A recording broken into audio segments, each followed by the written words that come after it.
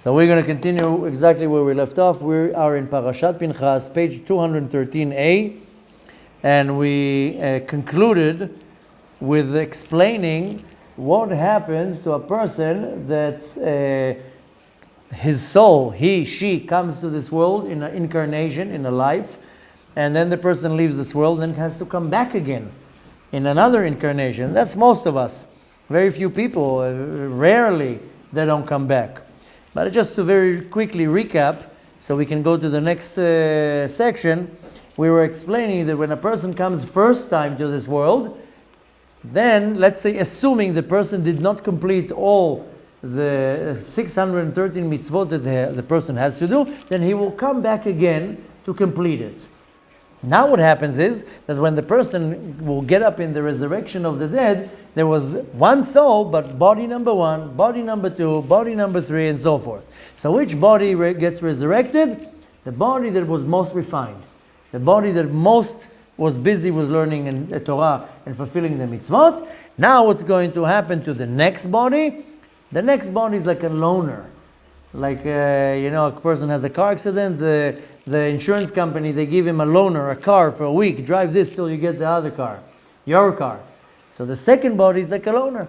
But since the second body, did mitzvot, then sparks from that body will come up in resurrection of the dead as part of this body. And we gave an example with Rav Sheshet, who was a great Amorah, that he knew that he's an incarnation. And he felt real bad for the body because he says this body is just like a vehicle. He's not going to get any reward. And he was sad for that. But nevertheless, when we're talking about the resurrection of the dead, the soul will go to the body that was most refined. And of course, the next and third and fourth body and so forth, a spark from that body will be attached to the new body and will also be resurrected. And he's giving us here a reference where if you want to go really and learn much more of it, he sends us to Parashat Chayei Sarah in the Zohar, and he says there's much more information there.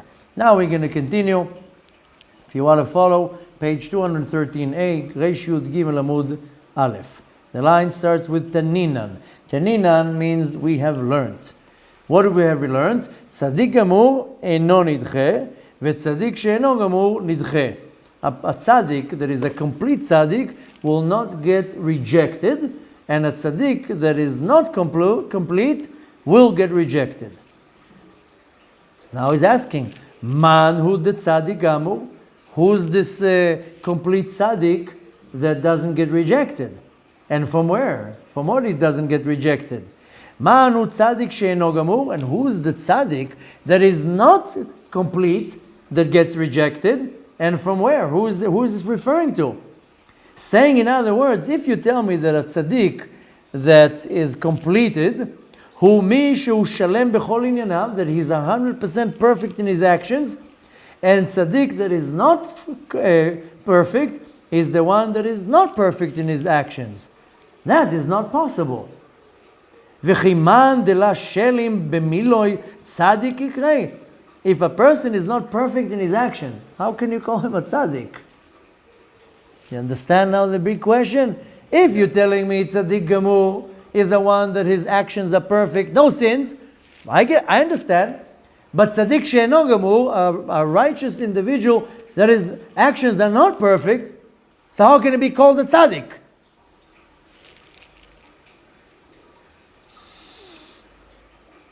Now he's saying it in a wondering, like, what?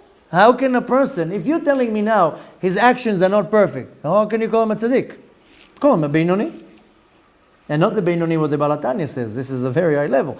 Call him Beinoni, have mitzvot, have avarot.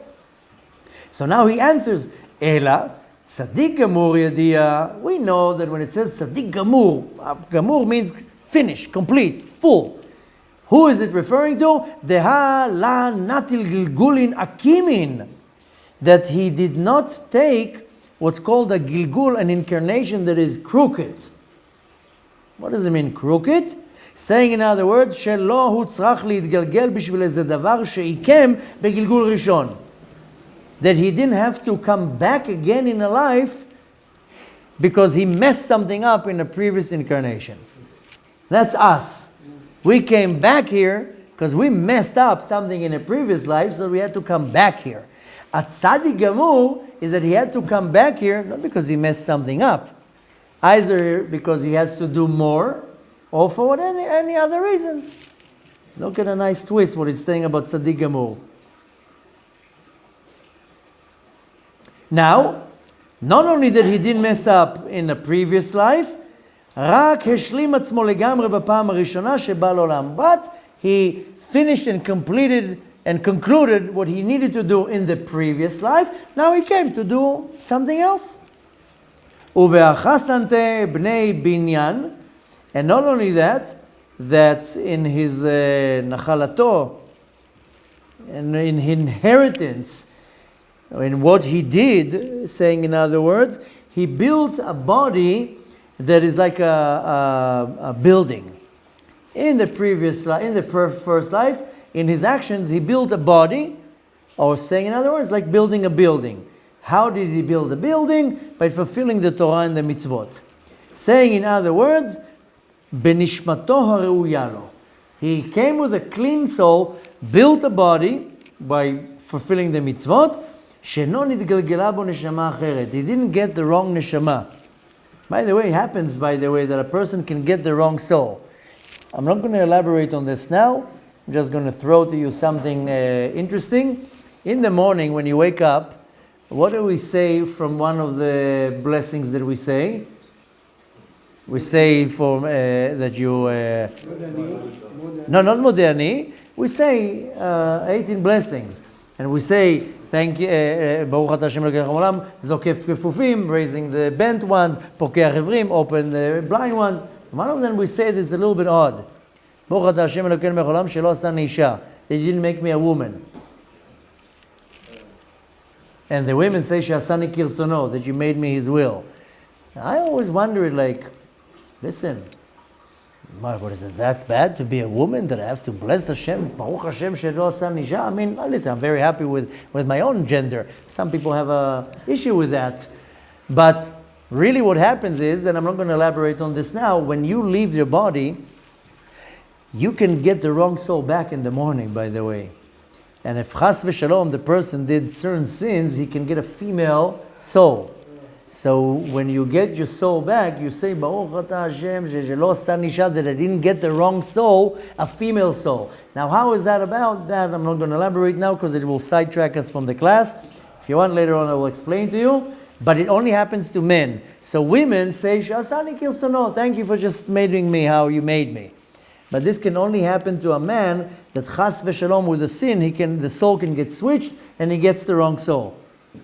And that can also be coming for one day and then leaving, and then the right soul comes back. So that's why when you wake up in the morning, thank you, neshama shenatata bi Torah, thank you so much for giving me back my soul and not making me kuko. So, nevertheless, so when he's talking about this tzaddik that came and built a solid building with his actions, then the right soul comes to the right body. And this is a big merit, by the way, because many people, the wrong soul comes in the body and then starts all sorts of mental and emotional issues and all sorts of problems. So this is when it's talking about this tzaddik. Ve'atkin shurin, and not only that, that when a person with his actions, he's using the word atkin. Atkin means to correct or to fix, but it's also means to build and to establish very strong walls of his soul.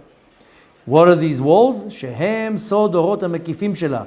We do have a secret that we have around our soul, these surrounding lights. It's called orot mekifim. Surrounding lights, you can call it aura, you can call it a tzel, you can call it a tzelem. There are many different ways. Again, I don't want to elaborate on that. But nevertheless, we do have what's called orot mekifim, these surrounding lights that are like walls to surround our soul. V'chatzav bierin, and not only that, with the action, we're talking about this tzaddik. With his actions, he built his walls. What else did he do, this tzaddik?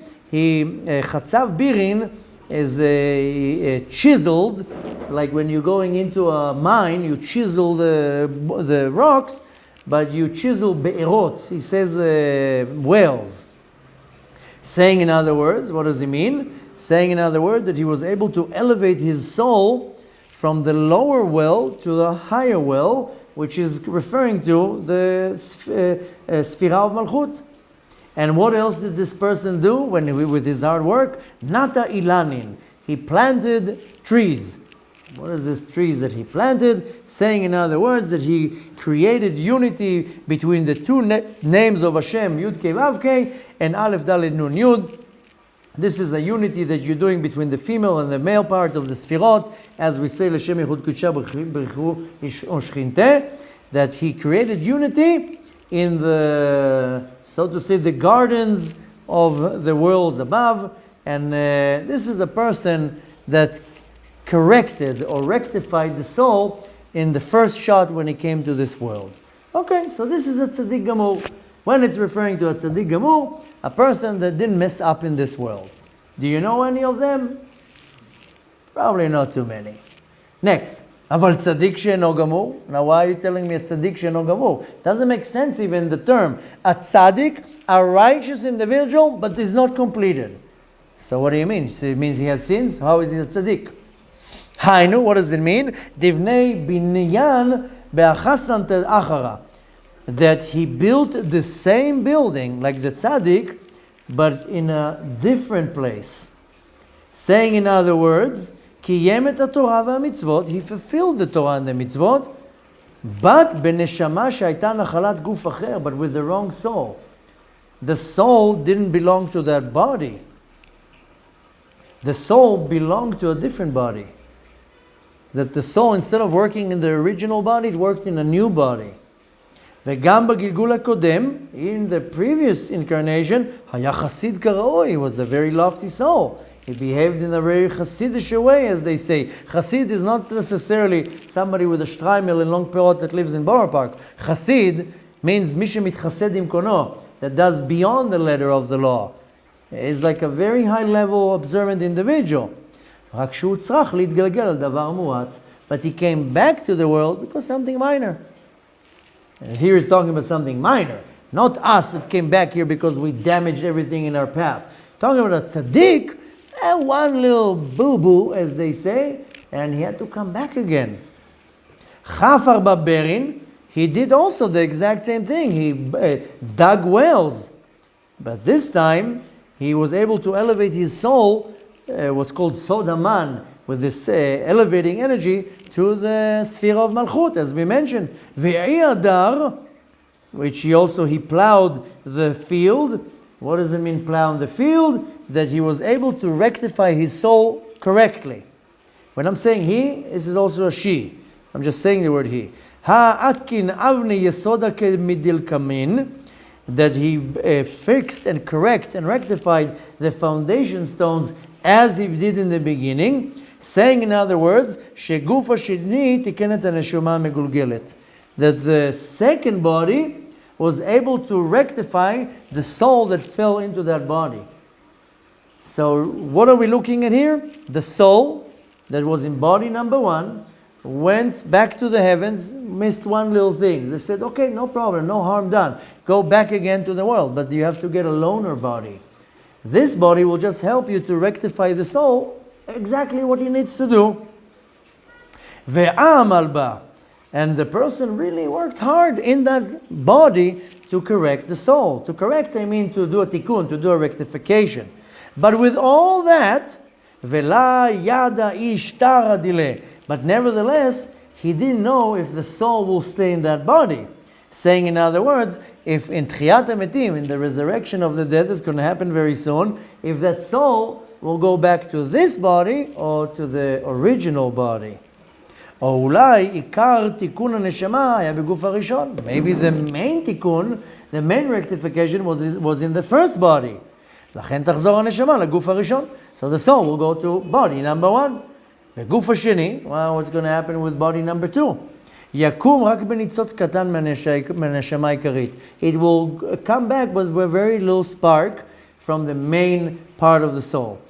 Hare, saying in other words, misitra dile tav tzaddik ikre. So when we're looking at the soul itself, it's considered a tzaddik because he was able to rectify. When? In the second incarnation. He was able to fulfill his tikkun. ועסק בתורה והמצוות. He fulfilled the Torah, did the mitzvot, the whole 9 yards. אבל הוא מסיתרא דהו אחסנתא, but from the soul went into the body, לאו הכי. The body didn't finish 100%. שאינו בטוח שתהיה נשארת אצלו. Now the body doesn't know if the soul will be stayed there or not. כי אולי בגילוי הקודם תיקן רוב העניינים. Maybe in the previous incarnation he corrected and rectified most of the issues that he needed. ואז הנשמה תחזור לגוף הראשון. And then the soul will go back to the first body. So just to simplify what he was saying here, a tzaddik gamur came to body number 1, did the tikkun, went out, that's it, tzaddik gamur, no problems. Tzaddik she'eno gamur, body number 1, let's say just for the sake of the example, did 99% good, missing 1%. So the soul comes to body number 2, but he's not a wicked individual, tzaddik, he did everything good, just one thing he didn't do. Goes into body number 2. Body number 2 also does everything according to the book. And then he leaves. So he's still called a tzaddik. He just didn't finish, lo gamur and no gamur. He didn't finish in the first life. It took him second round. He had to do it in the second chance. But he's still a tzaddik. He didn't do anything bad. Now the question is, to which soul the body will go? Body number 1 or body number 2? We don't know, but there's a very good chance it will go to body number 1, because body number 1 was the one who did most of the tikkun. So that's why he's comparing between these two tzaddikim. Now he says something else. This also resembles another thing. Levarnash devane binyan shapiran yan lemechazeh. A person that built a beautiful building. Istakel biyesoda. But he looked in the foundation of the building, and he saw that the foundation is not only sunk into the ground, but it's all the foundation is crooked from all sides. The building is beautiful, but the foundation is all crooked, and of course it's not complete. Till, what does he do? He breaks the entire building, till the foundation. Why? In order to build it the right way. This is kind of like you buy a house, you look at the house, wow, beautiful. After you sign the contract, boom, all plumbing explodes, foundation comes to the ground, termites, the walls, everything. It says, okay. This is a piece of junk, tears the whole thing apart, till the foundation, now let's build it again. What do we find from here? Misitra de'ahu binyana dile ishtakachta v'shapir. When he's looking at the building that he built, he finds that it's all nice and good. But misitra de'soda bishve'akim. When he's looking at the external part, it looks good. But when you're looking at the foundation, it's all bad, crooked, broken into pieces. Uvegin kach, and because of that, La ikre ovada shalim. Then you can't call this individual that his action is perfect. It's not a perfect action. What, you smeared the outside? That's what landlords do in most cases. They paint it all, make it look nice, and then you, okay, looks fine, and then the inside is all rotten and broken down. Same thing here. La ikre binyana shalim. This is not considered or can be called a perfect building. Now again, I'm saying the word building because I'm translating it exactly from what he says, binyan. Binyan is a building, but binyan can also be translated from the root bana, meaning something that you build. Doesn't have to be a building. You can build a business for 50 years. In Hebrew, this will be called a binyan. Now again, the translation of the word binyan is a building. But I can build a business for 50 years. This will be called binyan. Binyan chayai. What I built my entire life. Is that a building? No, it's a business. So, but nevertheless, what is it built on? Is it built on strong foundation? Or you cheated everybody and you made money in a business based on lies, corruption, deception? That's a rotten building. They didn't build anything. He just lied for 50 years. So he's using the word building. So don't get hooked on a physical building, Rather, something that you did. A person can be doing it in the spiritual way. A person can be a great rabbi that for 50 years built a beautiful shul and a yeshiva and a community and such good things. This is binyan chayav, the building of his life. Is there a building there? No, it's his actions. So you either build it with a good foundation and then the building is the right building, or you're building with crooked foundations and then the external part you can make look good, but the inside is all broken into pieces. La ikre binyan hashelim. Now, if you build it all crooked, this is not considered a complete building. Rather, this is called a broken down building that you painted it and it makes it look good. But you can either do it the right way and the building is beautiful, or you do it the wrong way and it might be just beautiful from the outside. But many cases, the outside is very, very beautiful. Im kol ze hayesod shu haneshama re'ua etzlo. A person can come to this world and pretend that he's building a beautiful building. And on the eye of the beholder, he would look like the person is very observant, comes to praise 3 times a day, and gives charity and does a lot of things. And on the outside, everybody says, "What a beautiful building!" And in his funeral, you know what they're going to say? "Ooh, what a eulogy! He was so great," and blah blah blah blah. And everything was one big hoax. The external part looked very nice, but really, all behind was theft and the corruption and many other bad things. Now what happens is, the building might look good, but the soul is all flimsy.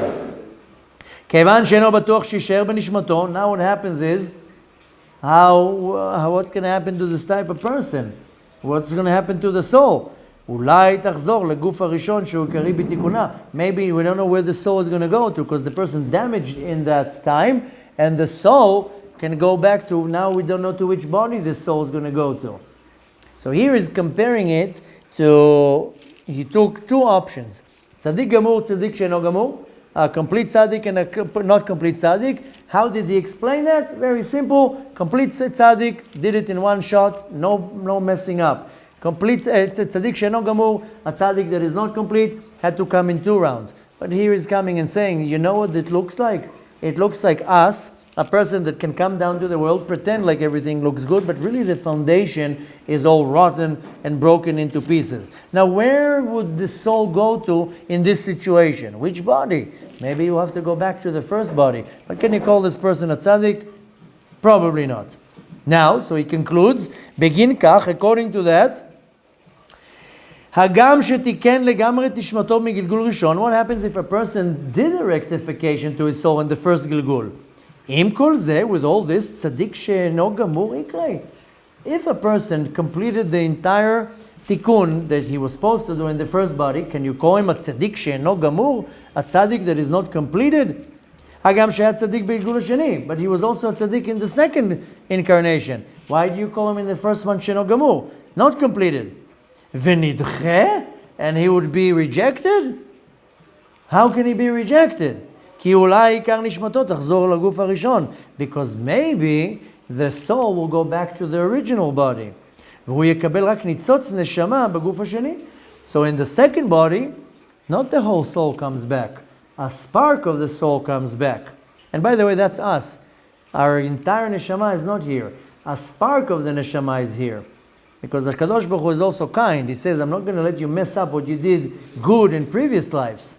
So it's kind of hidden in some type of a vault. Most of us are operating on a nitzotz neshama, on a spark of the neshama. That's why we're very easily manipulated by the Yetzer Hara, because we don't have the power of the neshama. If you had the power of the neshama, then you wouldn't be manipulated so easily. Not only that, then we're also not operating in such a high level. So you learn Torah, Rosh Balata, nothing penetrates. It's not only the problem of the head, the soul is not functioning right. But nevertheless, now how do we know which body it goes to? Ve'alda, and this he explains, Bevala Rasha Tzadik Mimeno. This is quoting a verse from the book of Chavakuk, chapter 1, verse 13, that it says, Bevala Rasha, when the wicked person gets swallowed, Tzadik Mimeno. then maybe that person has a potential of a tzaddik. So our sages said in Tractate Brachot, page 7, tzaddik mimeno bolea. The tzaddik, he swallows, so to say, from the rasha. Tzaddik gamur eno bolea.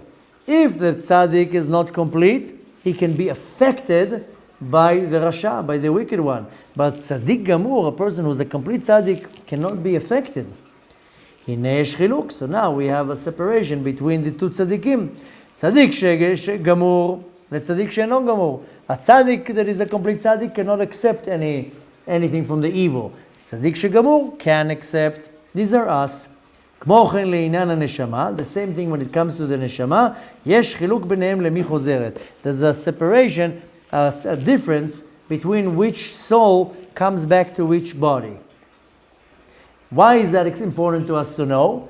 Because theoretically or hypothetically, in the beginning, in our first incarnation, we were like a tzaddik, but we did not complete what we were supposed to. We came back. Now we were receptive for evil. Now the tzaddik bala rasha. Now the tzaddik is affected by the wicked person, and now it's affecting the individual that he has the potential, but he's already affected with evil. And that's most of us, that we got affected by a lot of evil and negativity. Here we're going to leave it alone. We're going to continue to more and more elaborate on really what's going on to kind of explain what we were talking now. We're kind of going to leave it in the air, but really what we're going to summarize today is the order of what goes with the neshama. And why is that important to know? To understand that we are all here for the third, fourth, fifth, 50th time, 100th time. So not only that I need to complete what I didn't do, now I'm also lagging with me a bunch of junk from previous incarnations. So it will affect me. It will affect me in many different ways that I don't understand sometimes. Sometimes I do tshuva, I learn Torah, I pray 3 times a day, I say sorry to everybody, I really work on my tshuva, and all I get is slaps across the face. Can't do business, can't find my other half, chas v'shalom, can't make ends meet. I don't understand, what does Hashem want from me? So in some cases, it can be a result of my own actions. Sometimes it's an effect from a previous life. Now, the main reason why we're learning that, because you want to make sure that you're paying your dues. You want to make sure that you're not messing it up this time. You want to make sure that you pinpoint or you target what I messed in the previous life so I can fix it now. If not now, then when am I going to do it? So I need to kind of focus on what is a result of my actions, as my action will cause a reaction. And sometimes it's nothing to do with my actions. It has to do with the previous life. And the way to know it is, first of all, to learn and to be aware. But one of the ways to know it, the Arizal says, is when you say Kriyat Shema Lamita Bekavana, when you say Kriyat Shema, bedtime Shema, with the right intention, look what it says in the beginning when we say a certain little prayer. Right? I am hereby forgiving any person that did anything wrong to me, whether it was my body, my soul. Ben begilgul zeh, ben begilgul acher. Whether it was in this incarnation, whether it was in a previous incarnation. When a person is able to mochel, to forgive, do I know who I need to forgive from a previous incarnation? I don't. But when I come one step forward and I say to Hashem, I forgive any person that I need to forgive from a previous incarnation, as a result, the Kadosh Baruch Hu says, okay, I'll show you what you need to do. I will show you what you need to do a tikkun for. But you have to be humble. You have to be receptive. You have to understand that there's a very good chance that you owe some people some apologies from a previous incarnation. So Hashem is going to turn things around, that He will put you in a situation that you don't understand. Why do I have to deal with this situation right now? Because maybe you owe that person something from a previous life. Don't be so hard-headed to be like, I don't want to deal with this individual right now. Maybe you're now doing a tikkun, a rectification. So I will end with a quick story to emphasize really how it works. There's a famous story that happened here in Tzfat, probably about 450 plus years ago. There was a very rich man. The rich man had a beautiful young daughter, couldn't find for her a husband. Doesn't matter how much money he had, couldn't find a husband. Finally, after many years, she finds a husband. She brings the husband to the father, a pale, skinny guy that learns Torah all day long. They didn't have light so much, all day long learning Torah. Father says, that's what you're bringing me? I need some sharp businessman that will take over the business. Okay, no, whatever. That's the choice of your heart. Fine, as long as you get married. Comes the day of the wedding. He comes to the young man on the day of the wedding and gives him a huge sum of money. And he tells the young man, this is half of my net worth. I'm giving it to you. I know you're going to be sitting and learning Torah all day long. You're not going to provide to my daughter. So I'm giving you half of my fortune so you can support my daughter. Not bad for a father-in-law, huh? Okay, they get married. A few weeks pass. Boom, the kala, the bride, dies. The father comes to the groom and tells him, give it back. Give me back the money. Groom says, no. I'm not giving you back the money. It's my money. Father says, no, I gave you the money to support my daughter. The daughter is gone. Give me back the money. No. Okay. They, like two good Jews, they go to the Beit Din, to the Jewish court.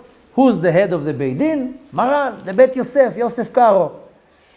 They walk in. He examines the court, the case, and he gives a psak din. The father needs to get the money back according to halacha. Yeah, the father's happy. The son-in-law, the groom says, no, I'm not happy with this psak din.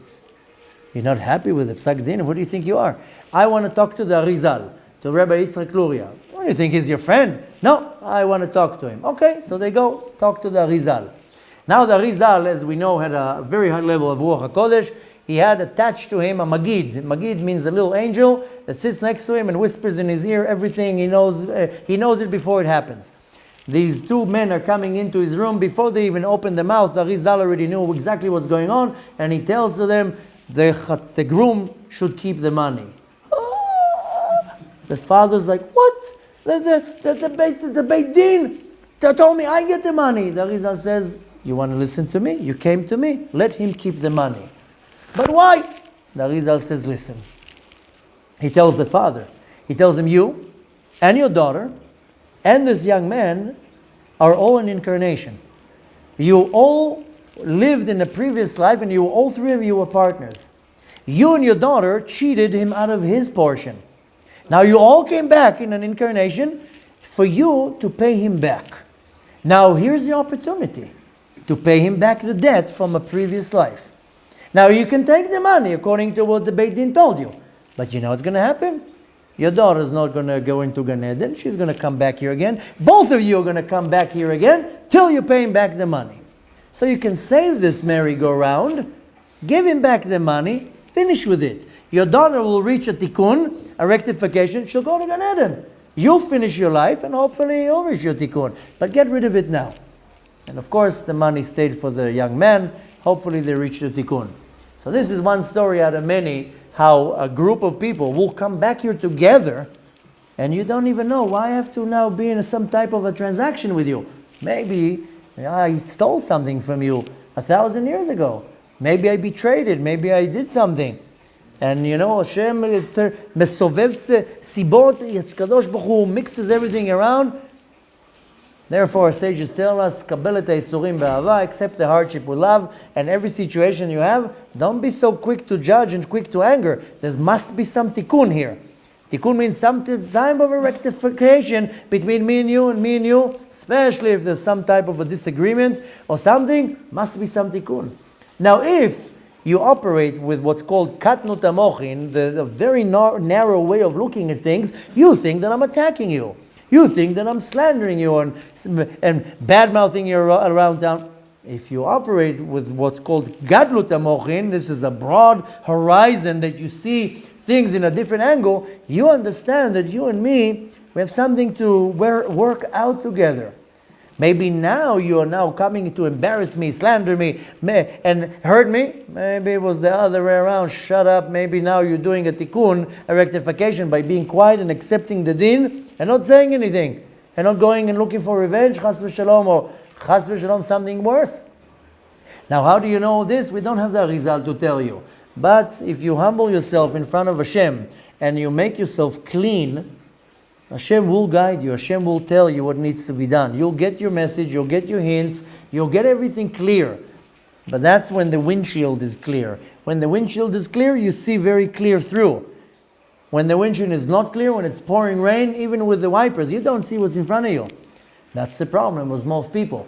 That the screen on the eyes is so dirty, you don't even see what's in front of you. I'm coming to help you, you think I'm your enemy. I'm coming to help you do a tikkun, and you think that I'm coming to bring you down. Not me and you, I'm just saying verbally. So we have to be very smart how we perceiving things to understand, whoa, Kadosh Baruch Hu now, we have a very long cheshbon to pay, a very big bill.